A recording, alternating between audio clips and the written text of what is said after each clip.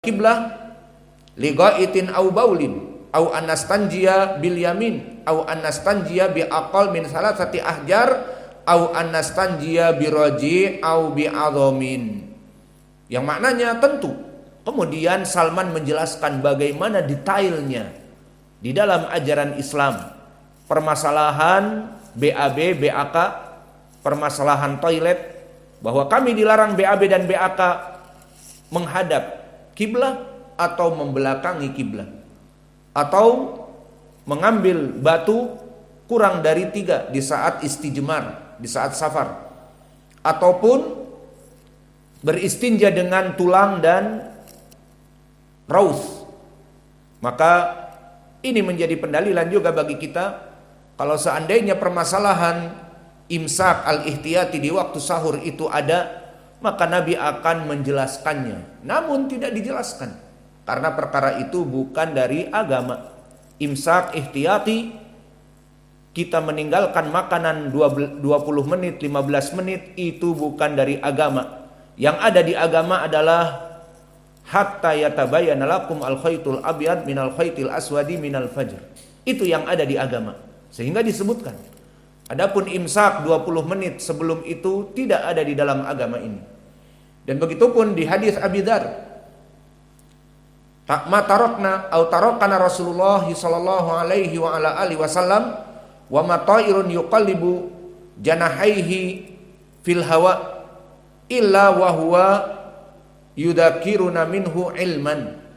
Faqala Rasulullah sallallahu alaihi wa ala alihi wasallam, ma baqiya syai'un yuqaribu minal jannah wa yubaidu minan nar illa waqad buyyina lakum. Maka di dalam hadis Abi Dzar ini pun yang telah kita pelajari di pelajaran yang lalu yang sahih, bahwa Nabi Muhammad SAW meninggalkan kita, meninggal. Dan tidaklah jika itu adalah agama, jika seandainya mengepakkan sayap-sayap dari burung itu dari agama, maka pasti Nabi telah menjelaskannya. Maka tidaklah apa-apa yang menyebabkan manusia masuk kepada surga dianggap ibadah kecuali Nabi telah menjelaskannya. Dan tidaklah apa-apa yang menyebabkan manusia masuk api neraka kecuali Nabi telah menjelaskannya.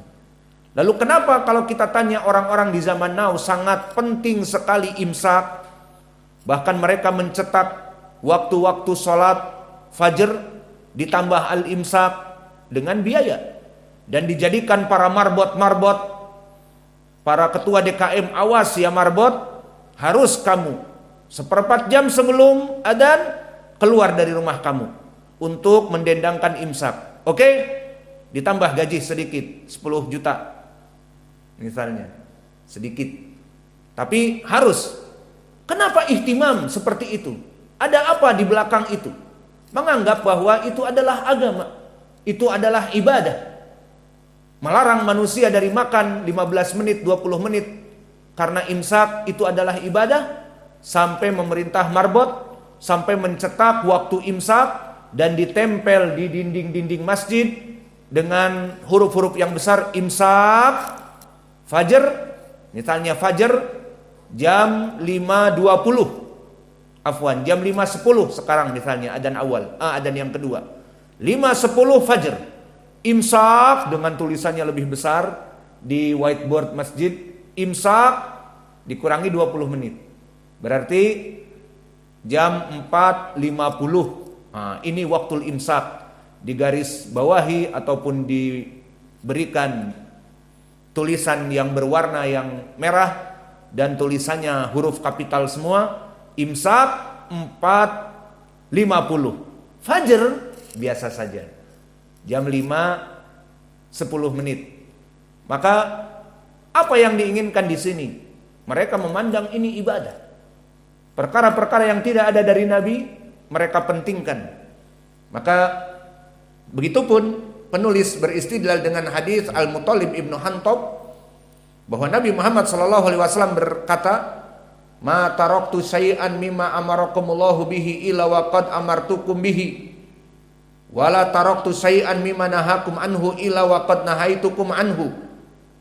Dan telah kita Jelaskan pula sanadnya, hadits ini sahih, yang maknanya, tidaklah aku meninggalkan kepada kalian apa-apa yang diperintahkan oleh Allah kecuali telah aku perintahkan, dan tidaklah aku melarang kalian dari apa-apa yang dilarang oleh Allah kecuali aku telah melarangnya. Maka di sini menjadi pendalilan semua telah diberikan. Ini jawaban yang pertama. Jawaban kita yang pertama tadi kepada imsak ihtiyati apa? Bahwa barang siapa yang mengatakan imsak ihtiyati itu istihsanan fiddin, itu baik di dalam agama Islam, sehingga mereka berihtimam dengan imsak, dan para marbot pun bangun sengaja keluar dari rumahnya padahal waktu masih sahur untuk meneriakan imsak, maka kesemangatan mereka ini kita katakan di jawaban yang pertama, barang siapa yang menganggap suatu perkara yang tidak dasarnya pada agama itu ada, kemudian dianggap baik, bahkan istihsanan, seperti imsak ini di zaman Nabi tidak ada yang mengetahui dari para sahabat tentang masalah berhenti 20 menit sebelum fajar dari makan, tidak ada. Bahkan yang ada sunnah diakhirkan melaksanakan sahur. Maka kemudian di zaman now diadakan seperti itu, kita katakan kepada mereka, berarti kamu telah menganggap dan menuduh Nabi Muhammad itu berkhianat, tidak menyampaikan agama sepenuhnya. Ada yang kurang apa? Imsak ihtiyatian. Berarti kamu menganggap imsak itu tadi kan ibadah kata kamu. Iya, lebih bagus untuk menjauhi makanan 15 menit. Berarti kamu telah menganggap Nabi Muhammad tidak menyampaikan agama Islam dengan sempurna. Iya kan? Karena di zamannya tidak ada imsak, kemudian kamu menganggap sekarang 1444 Hijriah ada imsak. Imsak lebih baik, dianggap ibadah. Berarti kamu telah menuduh agama Nabi Muhammad itu tidak sempurna. Kamu yang menjadi penyempurna. Paham? Permasalahan yang kedua, bantahan kita kepada mereka, bahwa barang siapa yang mengamalkan perkara imsak ini dan dianggap dari agama, maka dia tertolak dari anggapan ibadahnya tersebut. Maka si marbot ini datang ke masjid sebelum waktunya dan meneriak-neriakan imsak, imsak, itu batil, tidak ada apa-apanya. Jika dia menganggap ibadah, tidak diterima ibadahnya. Bismillah.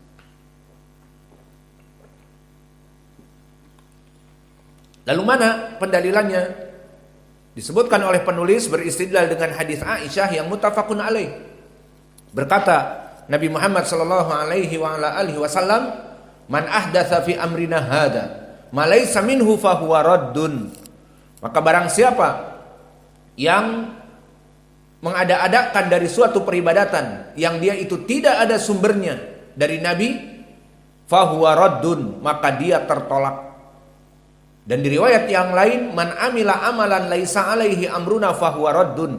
Di riwayat Muslim dengan lafaz "man amila", di muttafaqun alaih dari Aisyah dengan lafaz "man ahdatsa", yang maknanya sama. Barang siapa yang mengamalkan suatu perkara yang bukan dari sunnah Nabi, maka dia tertolak.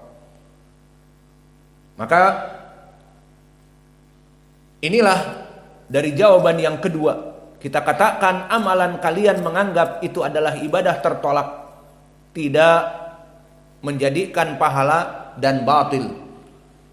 Kemudian kita katakan jawaban yang ketiga bagi mereka orang-orang yang menghidupkan bid'ah imsak ihtiyati, man yuhyi hadal bid'ah ay imsak al ihtiyati, maka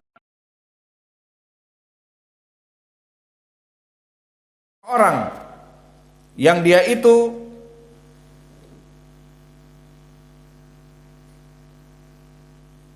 melaksanakan imsak ihtiyati,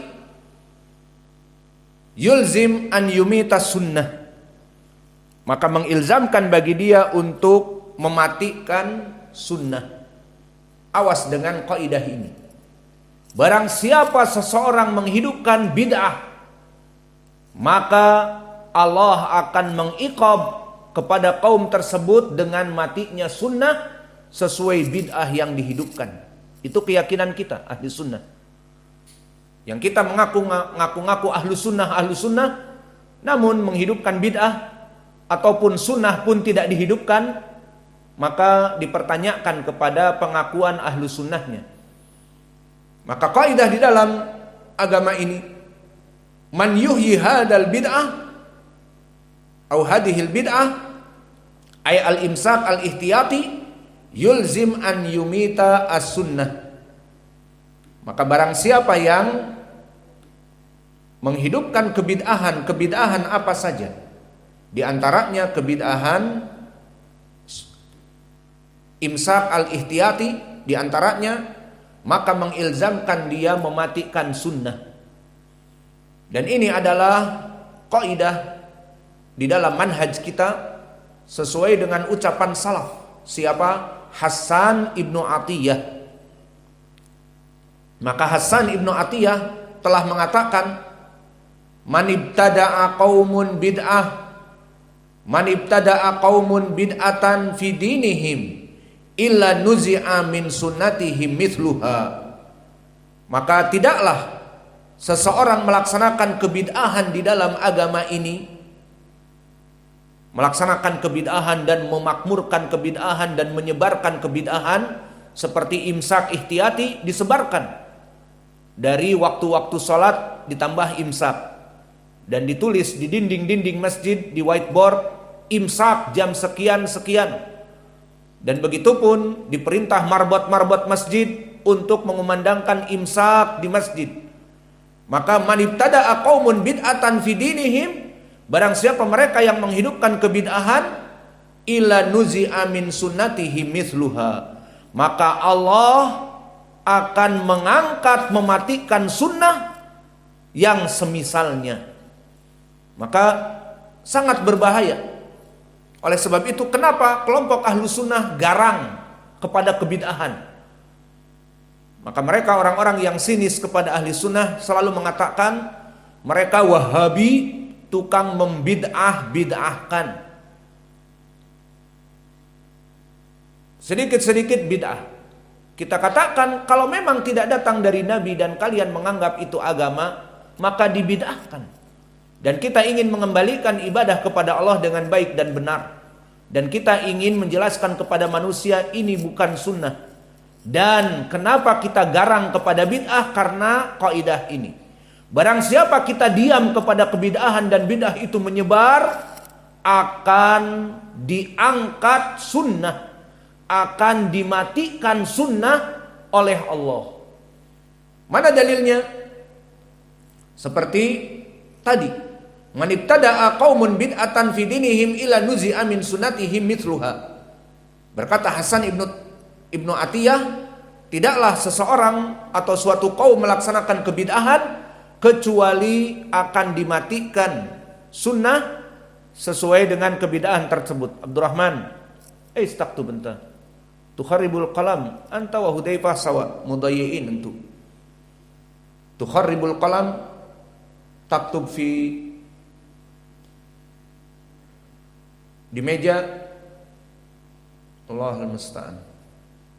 Maka asar ini dikeluarkan oleh Imam Ad-Darimi di sunannya dari jalan Abul Mughirah haddatsan al-Auza'i an Hasan ibni Atiyah, dan dikeluarkan oleh Al-Lalikai dari jalan Umar ibni Abdul Wahid anil Auza'i an Hasan ibni Atiyah, dan dikeluarkan oleh Imam Ibnu Battah dari jalan Abu Ishaq haddatsana al-Auza'i an Hasan ibni Atiyah. Maka semua madar dari hadis atau asar ini dari Hasan ataupun dari Al-Auza'i, dari Hasan ibnu Atiyah, maka asar ini asar yang sahih. Tinggal sekarang permasalahan dari prakteknya. Taib, tadi kita telah menukilkan ucapan salaf dan sanadnya sahih. Barang siapa yang menghidupkan kebid'ahan, bid'ah dihidupkan. Maka di sana akan ada ekuivalen, sama dengan menghancurkan kebid'ahan yang menghancurkan sunnah yang ada. Jika menghidupkan kebid'ahan akan mematikan sunnah. Pertanyaannya besar sekarang. Sunnah apa yang dimatikan dengan adanya imsak? Imsak. Ayo, sunnah apa yang dimatikan? Dua sunnah yang telah kita pelajari. Pertama, di pelajaran masalah yang kedua atau ketiga. Sunnah itu sahur diakhirkan. Iya apa tidak? Di hadis Anas dan Zaid Ibnu Thabit dan di hadis-hadis yang banyak yang menyebutkan ta'alau ila goda al-mubarak. Ayo kita makan sahur yang merupakan goda al-mubarak, yang merupakan makan sahur itu dekat dengan fajr. Semua ini, sunnah ini di masalah yang ketiga, dalil-dalil yang kami sebutkan akan sirna, hilang sama sekali. Kenapa? Karena semua orang berhenti dari makan sahur mereka 20 menit sebelum fajr.